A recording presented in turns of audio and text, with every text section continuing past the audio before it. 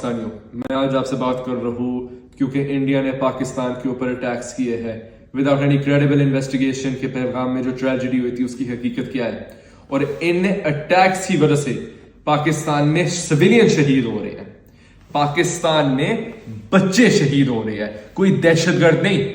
اور international community کو میں ارج کرتا ہوں کہ وہ جاگ اٹھے اور وہ دیکھے کہ کون سے پوٹینشیل وار کرائمز انڈیا نے کمٹ کیے ہیں. اور ابھی میں ایک اور چیز کہتا ہوں پاکستانیوں کہ اس ٹینس ٹائم میں پاکستان کو ایک اسٹرانگ لیڈرشپ چاہیے، پاکستان کو ایک اسٹرانگ لیڈر چاہیے جس کے پیچھے قوم ریلی بہائنڈ کر سکے یونٹی کے ساتھ، اور وہ لیڈر جس نے پاکستان کے حقوق کے لیے، پاکستانیوں کے حقوق کے لیے فائٹ کیا، پاکستان کی سوورنٹی کے لیے فائٹ کیا ہے، اور اس کا نام ہے عمران احمد خان نیازی. پاکستانیوں، پاکستان وار نہیں چاہتا لیکن Pakistan will defend itself and its sovereignty. Pakistan زندہ باد.